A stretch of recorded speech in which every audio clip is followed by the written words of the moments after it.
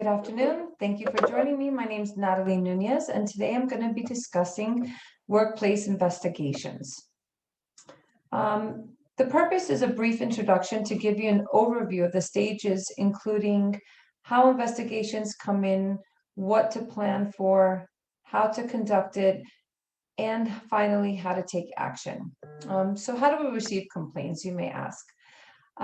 They come through many different methods. It could be someone that's reporting another coworker. It could be from a manager that has brought this to the attention of the human resource department. It could be from an anonymous high compliance hotline call.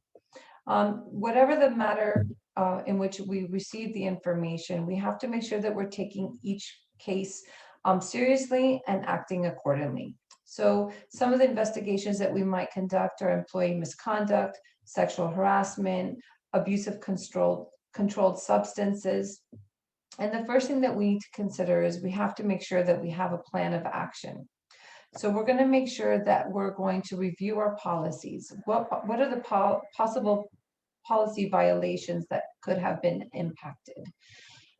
Who's going to conduct the investigation? Making sure that we have someone who's objective. Obviously, we're not going to have a manager conducting an investigation of something that they need to be part of. Next, we're going to make sure that we're creating an environment that is comfortable for the employees to speak in, the witnesses. So whether it be WebEx that we're seeing more so now because of the pandemic that we're currently in, or on-site. We want to plan our questions in advance. We want to make sure to have open-ended questions that are going to give someone the opportunity to expand on without feeling that they're being pushed against into answering questions in a certain way. We want to make sure that we're handling all of the investigations objectively.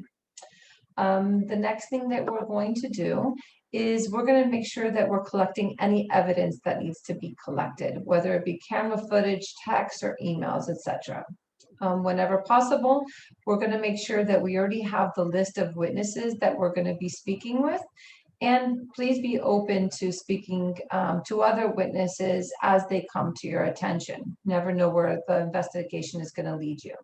When we're speaking with a witness, we want to make sure that we're introducing ourselves, that we're stating the purpose of our meeting. For example, you could say something like, we're looking into concerns that have been expressed about misconduct. Have you witnessed or heard anything that stands out in the workplace? We're going to make sure to keep our perceptions different and separate from our observations. There's things that are firsthand knowledge and secondhand knowledge. So when we're speaking to someone, we want to make sure that we understand where this information is coming from. Again, ask open-ended questions, follow-up questions, and allow time for silence. This gives the person the opportunity to think a little more deeply. The next thing that we're going to do is we're going to speak to the alleged harasser or the alleged person who's the complaint is against, right? And make sure that we're giving them the opportunity to share their side of the story. We want to make sure in all cases that our notes are written, that we are not adding our own beliefs or our own feelings. We want to make sure that any observations that we have are kept separate in another notebook, are such as they were fidgety, they just were shifty, they felt like we felt that something was off. There was something in their behavior or demeanor that was standing out. We want to provide a summary of the investigation to the managers or to leadership, including recommendations and a full summary of the investigation, as well as closing it out and letting the person know who brought the claim that the investigation was conducted in accordance with the policies and procedures of the organization, taken very seriously, and will be acted on accordingly. I also suggest adding in the employee assistance program, which is one of the most underutilized benefits that organizations have that the employees do not take advantage of. So just want to give you an overview of the investigation in the workplace and a brief summary of what it looks like. I look forward to speaking with you again and going more in depth in the future.